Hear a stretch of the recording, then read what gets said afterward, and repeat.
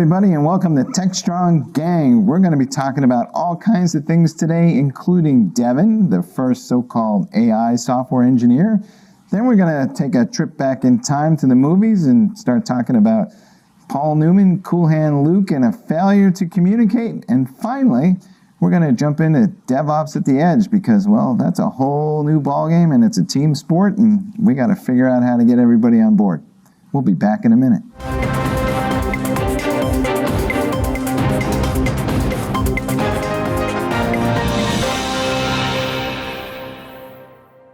All right, folks, we're back and we're going to get started with Devin, which is allegedly a software engineer constructed out of AI.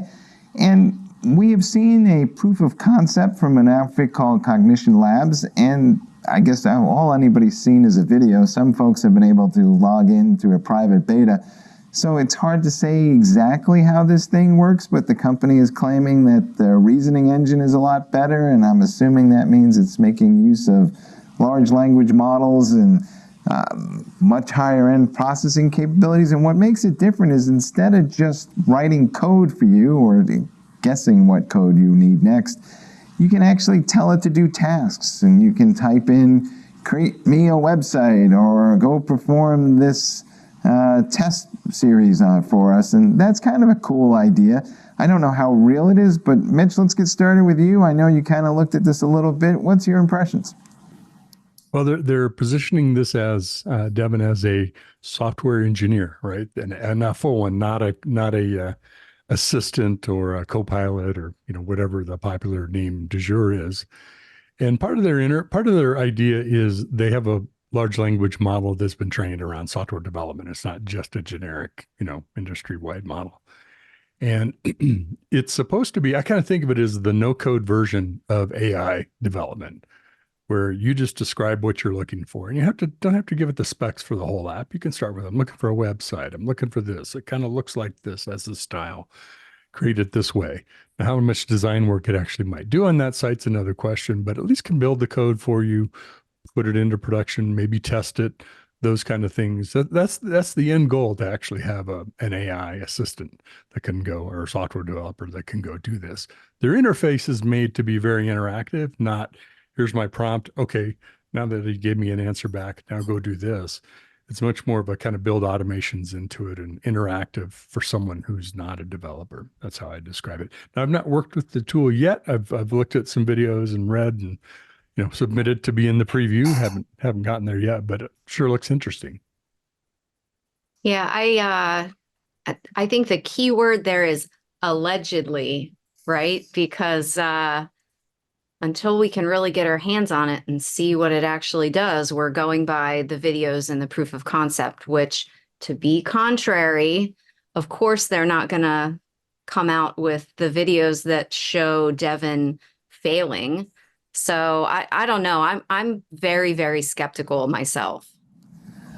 I think we're going to get to a point, not just in software engineering, but across the board, where we're all going to have some sort of digital assistant that's capable of performing some task of some level of expertise. And I say some level because I think it's going to be like having an overeager student helping you. It might be a grad student or somebody, or a high school student, and they're going to do something okay, but it's not going to be perfect, and you're going to have to start tweaking it a little bit. And maybe the machines will continue to get smarter over time, and that would be a good thing. But Mitch, what do you think? Are software engineers going to be comfortable with this, or is it going to be, is it a little too close to home in terms of what they think is their perceived value? Well, that's why I like the no-code analogy, right? It's, most softwares don't do no-code. They may do low-code kind of things, but it's become part of the tool set of IT and developers. We'll see what the adoption looks like. It seems the intended is an end user who doesn't write code. So it's a different persona of who would use Devin. And so the big hope, the big gap that it's filling is that Devin knows what to do that a developer would know also, and isn't acting as the receiver of the input or the text or code or whatever it is, and then making sure that all makes sense. And end user is going to say, okay, looks good to me. Go ahead. Now, what do I do next, right? Oh, can you add this too? And I don't know, it could be a real productivity gain. It could also be a nightmare of what it might develop, but you just have to kind of see where it goes. Sharon, I think we've been talking about the skills shortage in IT for, what, 2, maybe 3 decades now? Yeah. Do you think we're going to get to a point soon where AI is going to close that gap because we'll be able to have enough talent, quote unquote, between the humans and the machines? We won't be running around going, hey, we don't have enough people with the skills to do various things we actually can do. And I'm not even sure to what degree some of these humans might find themselves replaced, but for sure, job functions are going to change.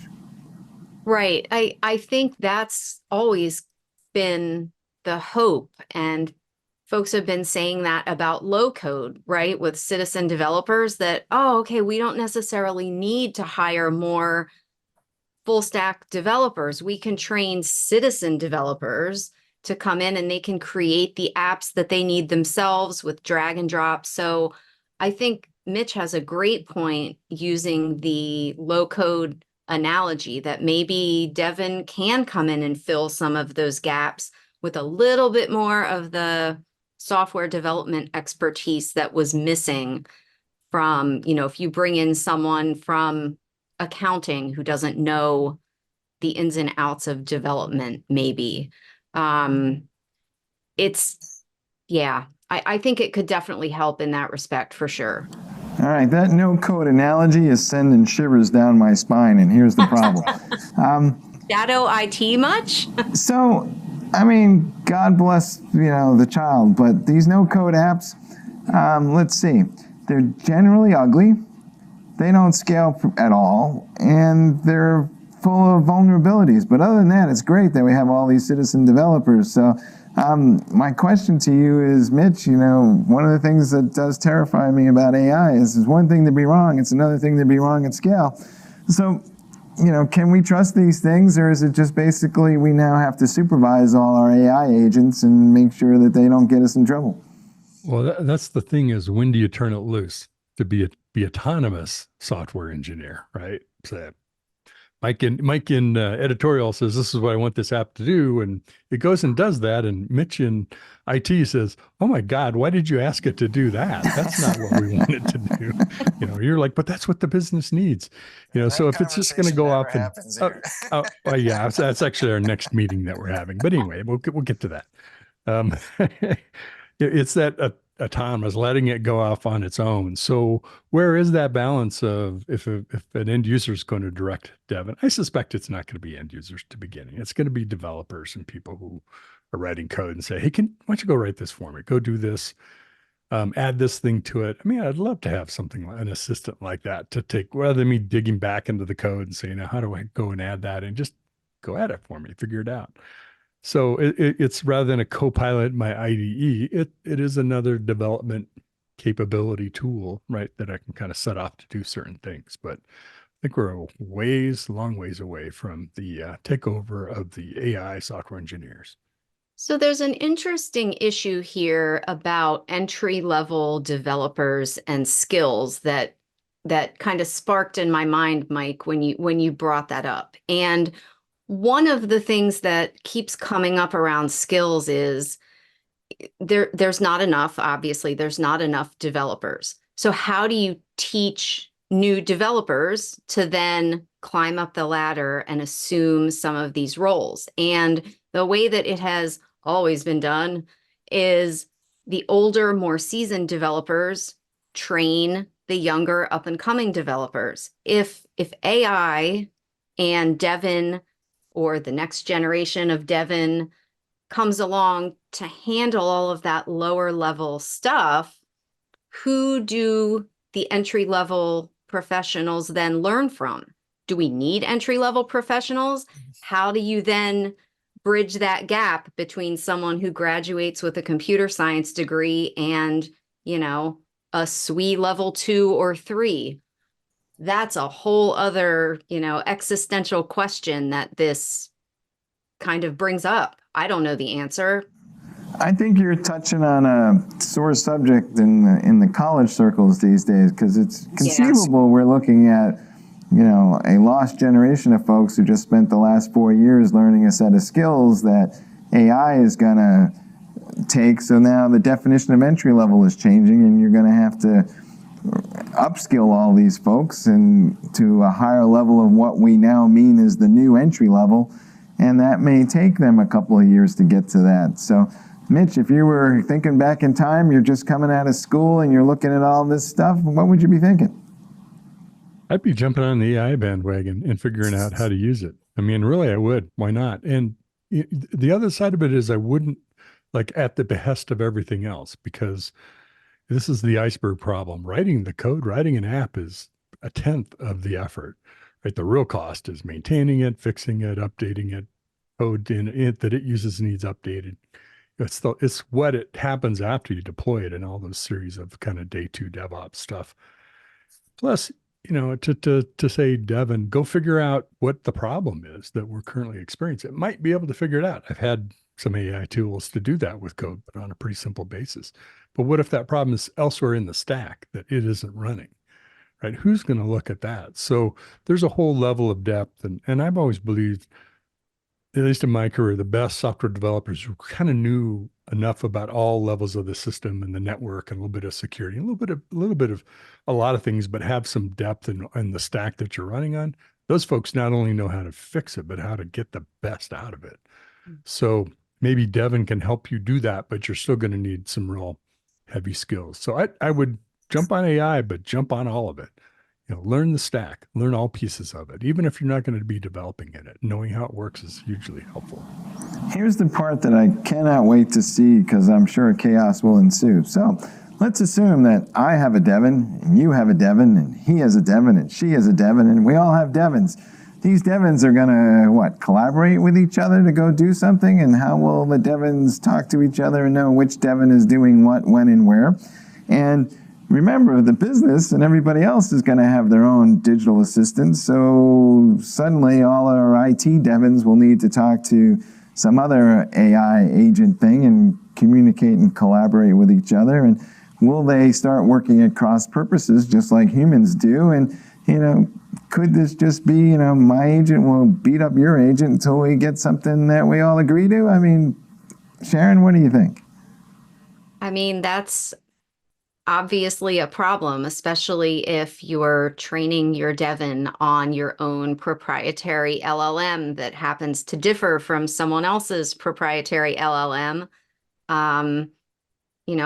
Developers have everyone is unique. They have different ways of approaching a software problem and building something to fix it. So how do you figure out which one is right, which one is not, which one is, that's thorny. That gets tricky real fast. Also, software development isn't a single person sport, right? One person doesn't define what the app is. It's a collaboration and input from several sources. So I think there's a new way of working that we'd have to find to work with all these Devins and all these people who have their own Devins. But one thing I know for sure is, since I control the resources of the GPUs that all our Devins use, my Devin will win. All right. I cannot wait to get that little note from my AI HR department telling me that my Devin is not playing nice with all the other Devins and I need to retrain that Devin, and they will happily come down and help me do that. All right, folks, we jest, but it's serious issues, and we need to start thinking through some of this stuff. But we'll be back in a minute and moving on to our next subject. Hey guys, this is JJ Manila with Mitch Ashley, co-host of CISO Talk, where we have engaging, bite-sized conversations for current and next-gen CISOs. We have some of the best conversations on CISO Talk with some of the greatest talent in security. People like Andy Ellis, who talked to us about optimizing security strategies and how to navigate the boardroom. Lisa Bradley came on and talked about vulnerability management, bug bounty programs, and why S-bombs aren't the solution to all your software security problems. Steve Reynolds was also another great guest, and he talked to us about what not to do when a security incident happens. The what not to do's are great, but we also had Eve Mailer and Steve Bitten on talking about security and third-party software, SaaS applications, and weaponizing AI. So go ahead and join us for the latest episode of CISO Talk. You can find us by going to twitch.tv/CISO Talk.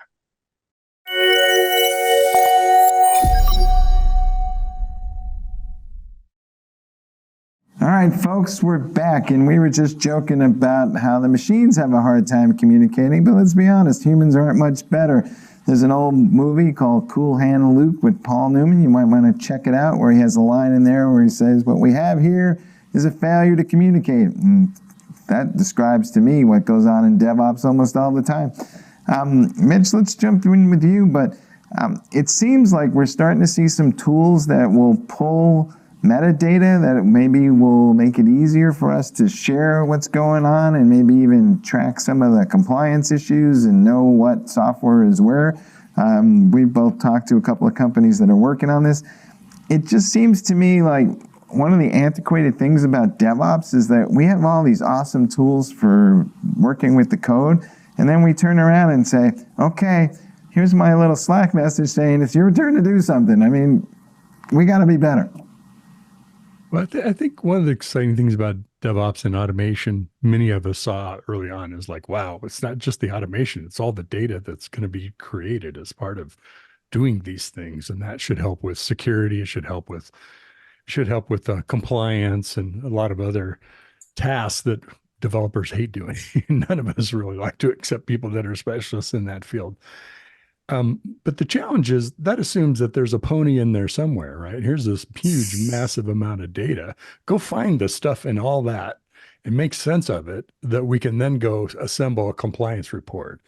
Or, okay, did we do all the things that we said are in our security policy? Can we find that everywhere in all the distributed set of tools that we might use, DevOps, development, testing, security, all of it? I think the approach that people are now trying to look at is, how can we put something in the process of how software gets created so that it knows what artifacts have been created and where those are. So when it comes time to pulling that together, or maybe it's doing it as it's happening, it isn't an app after the fact and said, well, we didn't actually find a pony, we just found kind of part of one. But that way it's more intentional of what you get out of it. And I think that's a smart move and kind of makes sense from an evolution standpoint.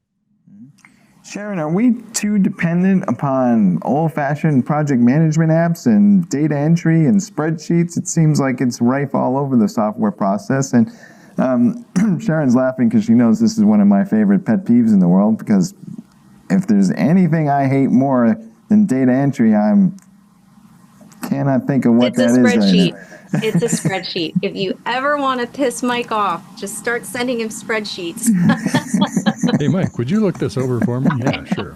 I'll be right back to you. Well, and I think to a point, yes. I mean, how much time do you want to spend actually developing, moving software through a workflow, deploying it, maintaining it, versus filling out where it is and why it is and what it needs to do next? I think if you're asking if there's room for improvement in these tools, I absolutely think so.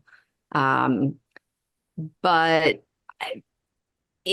there does need to be, I think, with so many fingers in the pie of software development, I do think there needs to be some way for everyone to quickly look and go, oh no, Mitch moved that along last Thursday, so it should be here. And therefore, the next step needs to be whatever the next step is.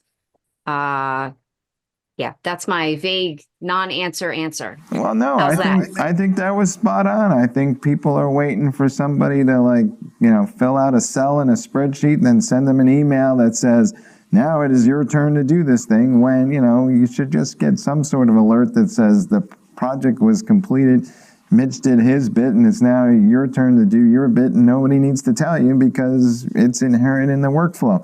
Right.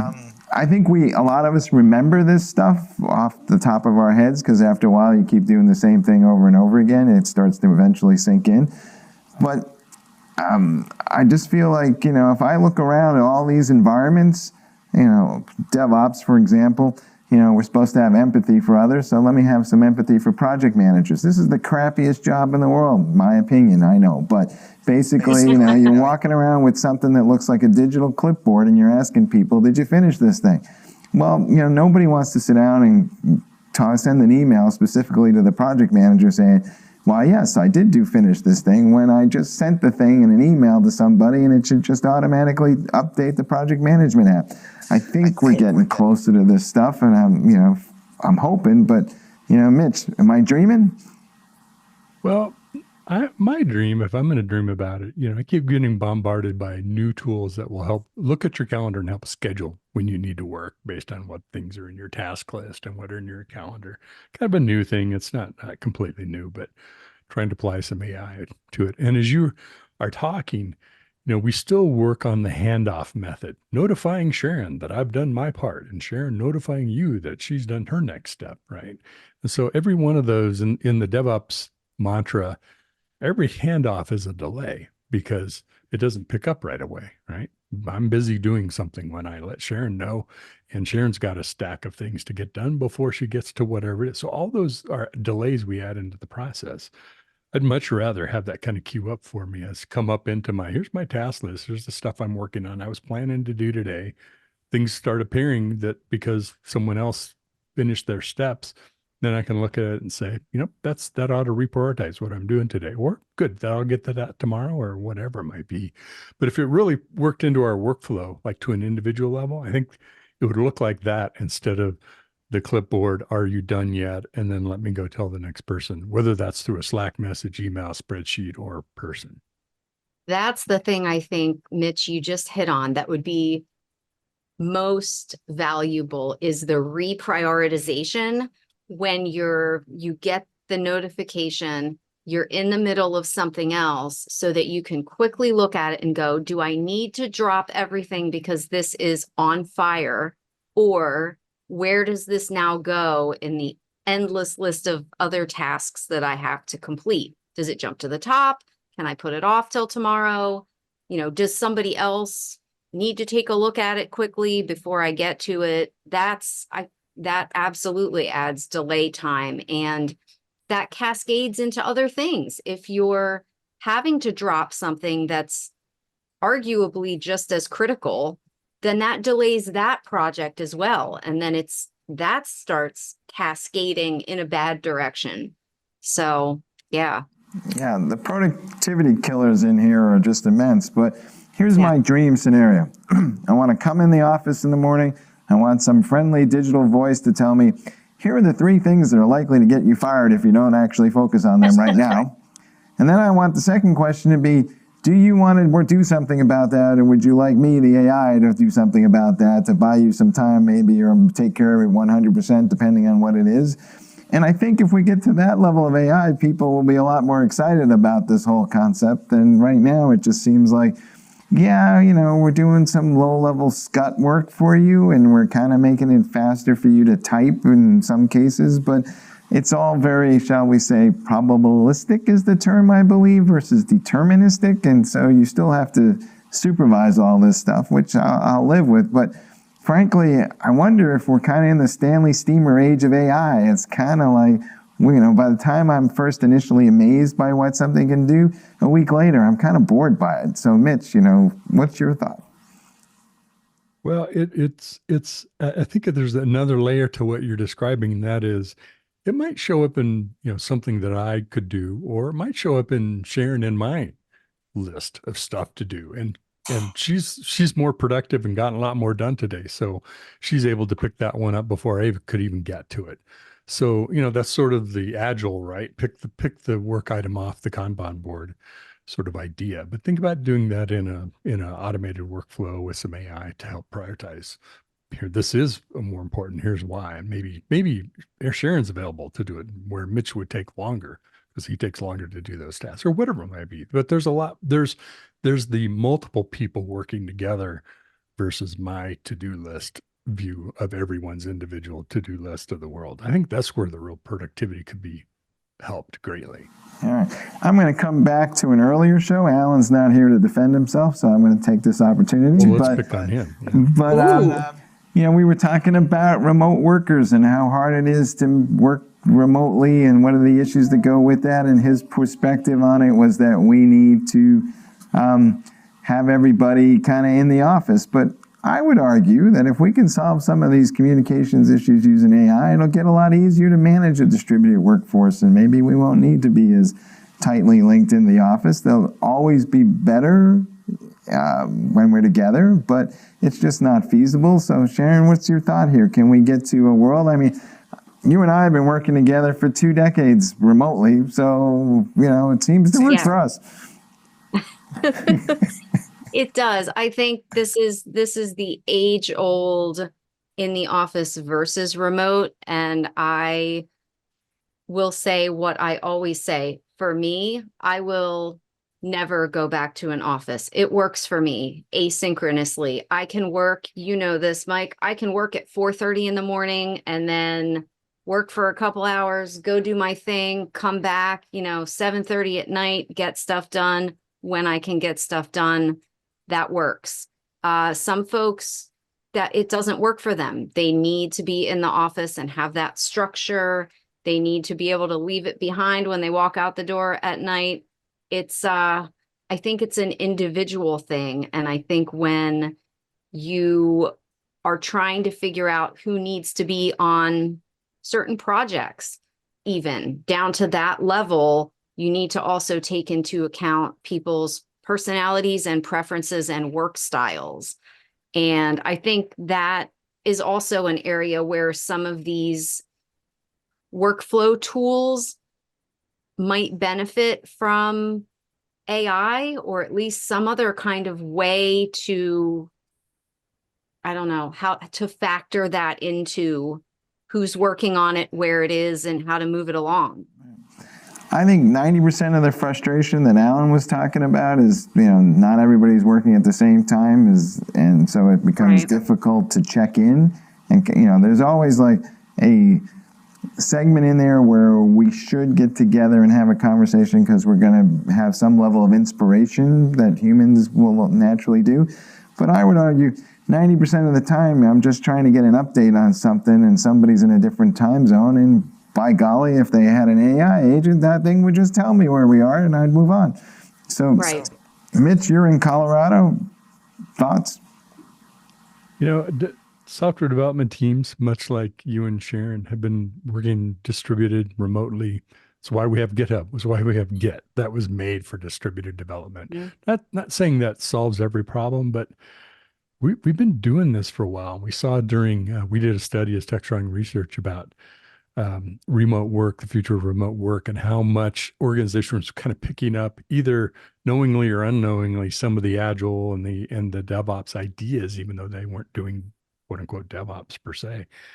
I think it's just a fact of the matter. We're not going to live in a world where everybody goes into the same office. And my argument's always been, and when you are in the same building, you're around about 30 people that you normally work with on your floor. You don't go to the other floor to collaborate with people 20 times a day. I mean, you still work in smaller communities, whether they're online or even in an office. So I don't know. I just live in a world where the best talent is wherever the best talent is. And I don't want to be limited to the talent that's just in Thornton, Colorado, right? Or even Denver for that matter. There's a lot of people in a lot of places that can do development. And there's some techniques we've learned, like having some common times where we know we're all going to be online, if that works, depending on how distributed you really are. I also had a really great development team. It wasn't my team, it was one of my folks' team in Atlanta. And they were all distributed all over, not even, not in the same state, all that kind of stuff. And they basically got office space twice a month where they would go in and do a day of collaboration, sitting in the war room and kind of working together to get that part of what they can't get in an asynchronous world. So there's ways of doing that. But I understand Alan's frustrations. I mean, I remember CEOs looking out the window and say, where's all the cars? How come nobody's here working? And that wasn't that long ago, by the way. And not Alan. I know we don't like to talk about cryptocurrency a lot, but I'm going to use the Ethereum developers as an example here. The teams that work on Ethereum on the back end, all open source, and it's global. They're in Australia, they're in France, they're in Italy, they're in the US on both coasts, and they make it work. A couple times a year, they have a big developer get together. They pick a fabulous city somewhere around the world and they go for 10 days and get all of the stuff that they need to do in person banged out, and it works and it's lovely.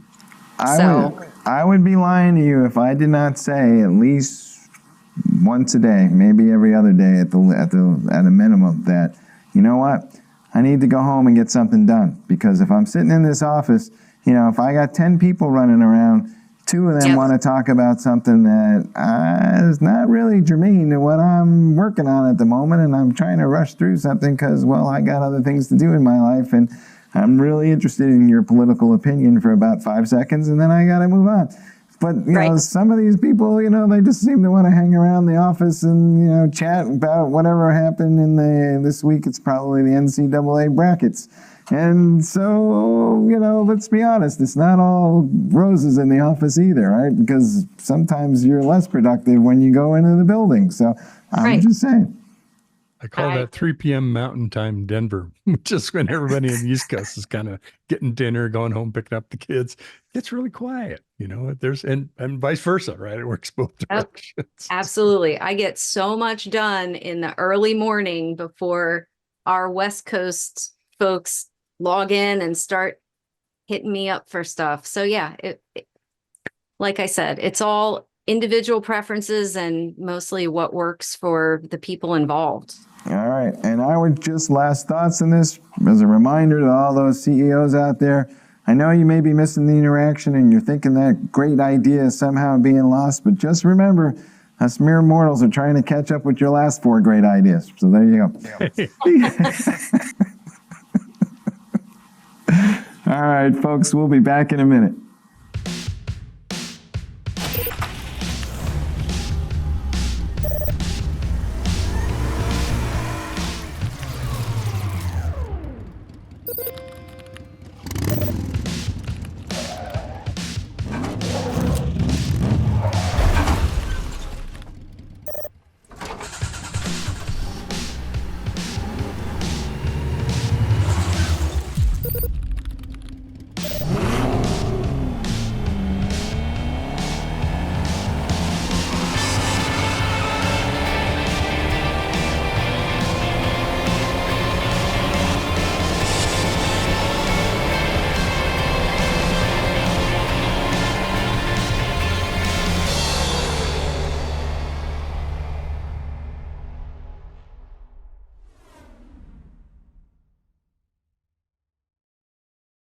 All right, folks, we're back and we're going to shift gears now to talk about the rise of DevOps at the edge. I feel like we've been talking about edge computing in some form or another for a decade or more, but something fundamentally is changing. And what it seems to be is we are processing and analyzing more data at the point where it is created and consumed. And then as a result, we're having much more real-time interactions. We're less dependent upon batch. Batch isn't going to go away as a mode for processing because we still got to take all that data at the edge as its aggregate and ship it to something else in the data center in the cloud for further analytics. So the way that we kind of manipulate the data and work with the data is changing. But Mitch, what's your thoughts here? It seems like these are highly distributed computing environments. The edge itself is limited resources. It's a little harder to program. I mean, is DevOps up to the task? I think it's a combination of DevOps and software architecture and devices, because part of what enables this is creating distributed, even if they aren't fully distributed to the edge day one, applications. You can talk about microservices and service mesh and containers, and that's just one path, right, for doing this. There's also IoT and a number of different kinds of ways that we create software. But the thing that you're pointing to is no matter how much speed we get to the edge of the network, how much compute capacity we might have there, it's still not the same as what's kind of core in the cloud. But that means we might need to do things at the edge because the data is there. I don't want to ship the whole data lake to the cloud to be able to work on it. I want to do it right there. And I want to distribute some work to where that is located. So, you know, data itself has gravity. It's hard to move a lot of data around at high speeds. So that tends to pull you to locations in the network. Also, location of where services or people or devices or things are also kind of put there. So I think that we're already in this world today. I mean, the edge is in our cars, right? If you have a car that connects to the network, if you have an EV, certain vehicle for certain, right? They're talking to the network all the time, and they generate, some cases gigabytes of data a day that either gets shipped off to some local edge process or somewhere else in the network. So I think it's inevitable, but the more we can think of creating apps that are distributable, where we want to distribute them can change over time. We just can't take a monolith and say, how do I distribute that? That's tough. Yeah, Sharon, I want to get your thoughts on this, but I want to frame it a little bit. We've been talking please. about CI/CD forever in the land of DevOps, and Yeah. I think everybody kind of gets the CI side of that equation, but the CD side of it is kind of not been as widely successful, shall we say. Do you think edge computing is going to force us to finally get our arms around the CD side of this equation? I think, I think it's going to have to, especially if we need real-time or near real-time updates to all of these edge devices. I think we got to get over the hurdles and get better at deployment. I don't think there's any other choice.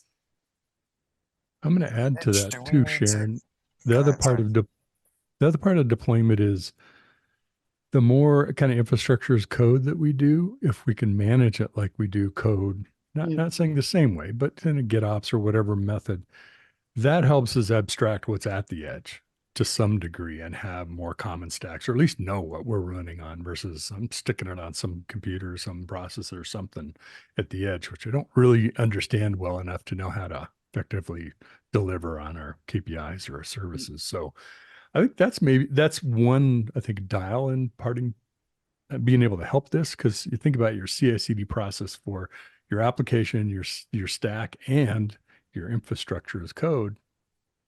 You have more management of that as you deploy code. Mitch, I wanted to ask you, do you think this will essentially blow up the way IT teams are organized? And I asked the question because we got DevOps teams running over here, and then there's the network operations folks and a few security people running around, not to mention a couple of data engineers. And let's not forget all those OT people that own the edge computing platform that's probably sitting out in the middle of some oil field somewhere. And I feel like we have all these silos. And is it time to just revisit that whole thing? Because what we're trying to do is much different. Well, you could argue that we're creating new silos, right? We had our own silos of ops and development and whatever. And now hopefully we don't create a platform engineering silo and a operations tech silo and a cloud engineering silo and a security team silo. So hopefully we're not doing that. I mean, I think there is a tendency, human nature in some ways, to do that kind of thing. I think we have to constantly think about evolving.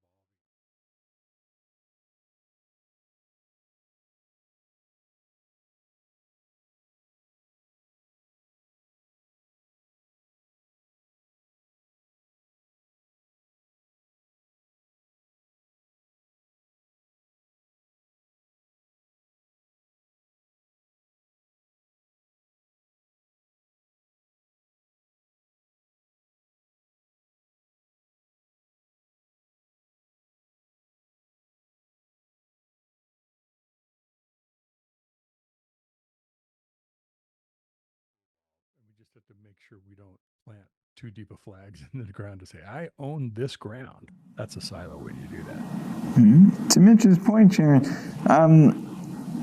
is the way our IT organizations are structured a reflection of our human condition more than it is the actual thing we're trying to solve? Because everybody wants to be, prince or princess of a particular fiefdom. I'm vice president of X, Y, and Z, and we create these fiefdoms so that, I can get myself a title and a raise to go with it, and maybe it's not ideal for the business. I don't know if I thought about it that way. I was thinking about it more as, I don't know. I was thinking more about how all of the different departments were going to have to focus more on the larger whole to be more valuable to the business rather than solidifying their own power in their own silo. That's actually interesting. Mitch, you kind of touched on this, but will we need to be better at the way we write code?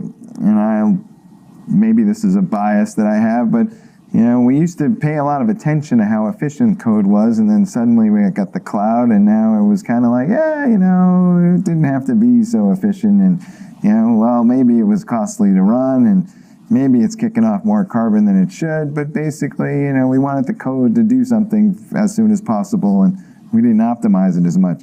Will we have to kind of revisit those skills that, in a lot of ways, fell by the wayside in the last decade?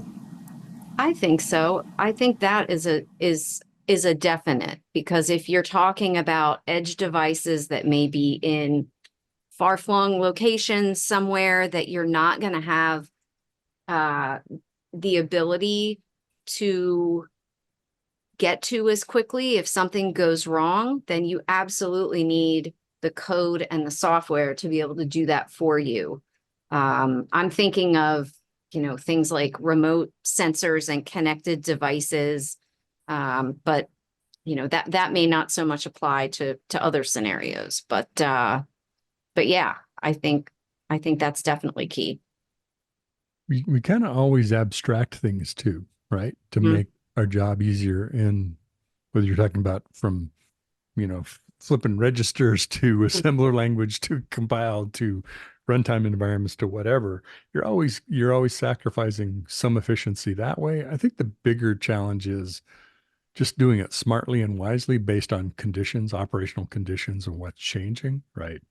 I mean, most of these systems are so large and complex, a person can't figure out the most optimal way to run it right now. That takes different disciplines. It takes data. Maybe it takes some AI at certain points. But we also have to be kind of smart and just not do dumb things. Like, if I don't need that to run every 5 minutes, for the chance of one time it's going to happen, maybe I could set something else that's a trigger that will tell my stuff to run instead of writing a cron job to run every 5 seconds. There are ways to do things inefficiently that you could really tighten up, as well as, and that's just a stupid, simple little example, but an easy one to understand. Same thing for the way you write code, right? You can sit there and pull these APIs, and suddenly whatever SaaS service is going to say, yeah, we're going to turn you off. You're a little too greedy with our resources. So efficiency is always a challenge. There's also the sustainability argument, right? A lot of people are taking that seriously. Of what can we do to write more sustainable code, and how do we make sure we don't just switch the problem over to using every GPU in the world that could ever be made because we're inefficient about how we use AI. And, there's another issue here too, that's just about basic network latency, right? It's going to be less efficient and take longer if your network needs to struggle to get data or processing power or anything across to these edge devices. So that's another argument in favor of the efficiency focus. All right, which brings me to my favorite stupid IT joke. Uh-oh. So what is the one thing the server administrator and the application developer can agree on? It's the network guy's fault. There you go.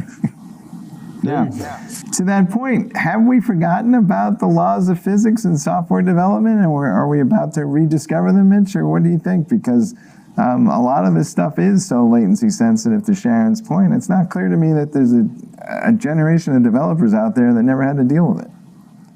Well, you think about what's happened in the, even the ISP networks to our businesses in our homes, right? And how much more capacity, you have more, you're moving to symmetrical speeds beyond 1 gig through the cable networks, as well as what we can do with fiber, et cetera. But that doesn't account for latency, right? I can do very high speed things, but a gamer could tell us your guys' network sucks because, you think 20 milliseconds is fast. No, I need sub 5 millisecond. I need 2-3 milliseconds to do what I need to do, right? And that's just a use case. There's other business use cases like that too.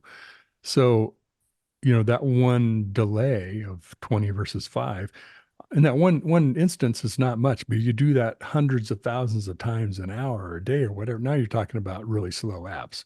So that's, I guess what I'm trying to say is that's one of the constraints you've always got to design for too, is what is your latency as well as capacity, as well as throughput, as well as all those things.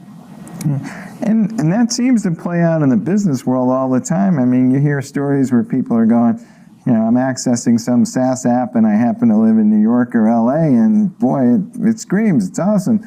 And then all the users living in Green Bay and other parts of Nebraska are like, man, this thing is painful.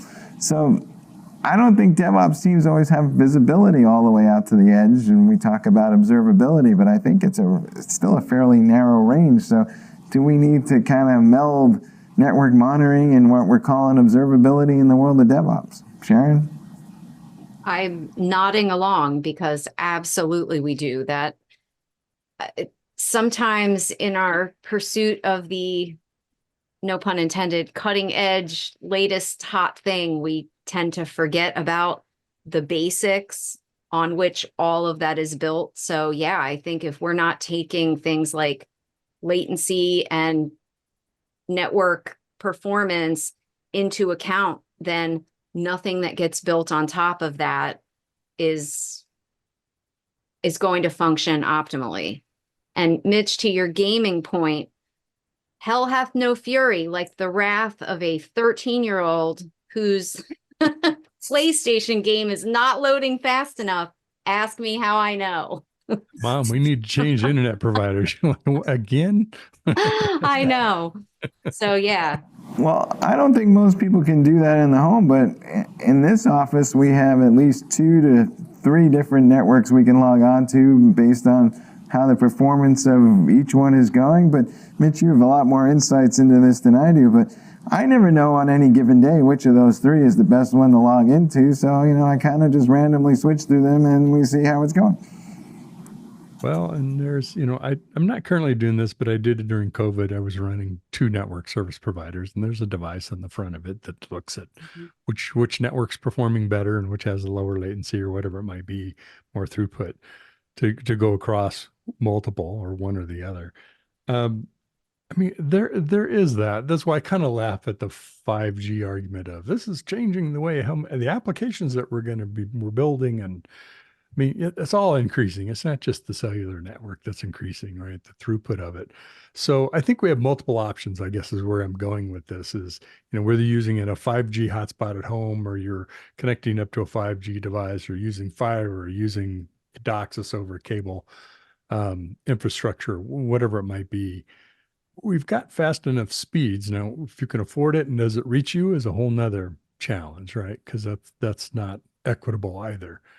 So we had the luxury in our office in Boulder of having multiple providers, but the fact that you have to switch over to see if one's better than the other, which means the one I'm on is not very good and something's happening. I need to find something better. I need to go surfing for a better network. Yeah, I mean, it was perfectly fine at 10 o'clock in the morning, and then by around 2 or so, it starts to, degrade, and I don't know, it could be our video team is streaming out some event, or it could be something that's happening, halfway down the block because a bunch of other people are kind of logging into the same switch somewhere and it's all congested. But, I mean, we don't have a lot of visibility into this today, so I wonder how, effective edge computing is going to be when we're starting to deploy some stuff that I would call mission critical. I mean, can I get to the point where I'm like, yep, I got me a 6G network and I want it to dynamically scale up to 11 when I need it?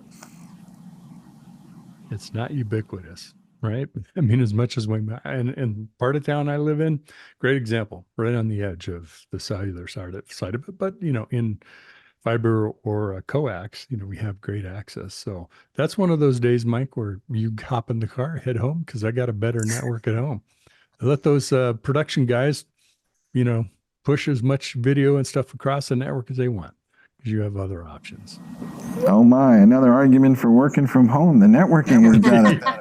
See what I did there? I did see that. I highly appreciated it. All right, Sharon, got any closing thoughts here? I I think watch out for Devin and check your network speeds and argue for working from home. Those are my thoughts. There's your takeaways. Mitch, close us out. Well, it's interesting. The things that we're talking about are how is technology changing, but more importantly, how do we need to adapt to it on all those topics, right? Whether it's about Devin or where we work or the kinds of applications being run at the edge. And I think that's the part to always remember. I think there have been several instances the last month where it's like, it's not actually the technology that's the question. Yeah, we know it can do it, but how do we do what we need to have done in order to make that happen, right? Do we have to rethink how we're doing a little thing, a big thing, how we work, whatever it might be? So don't forget ourselves or the people element, because that's probably the most important factor whenever we're adopting something new or trying a new challenge, to be able to fully deploy it or leverage it to our benefit. All right, folks. As always, when it comes to the latest and greatest in IT, we are once again a little over our top of our skis there, and occasionally we fall and miss, and that's part of the adventure, and I think we all just got to be prepared for that. In the meantime, hey, no matter where you are, working from home, working in the office, or in some cafe in between, remember, check out Techstrong Gang, because it's always going to be fun. Hey, guys. Thank you for logging in, folks, as usual, and we'll see you all next time.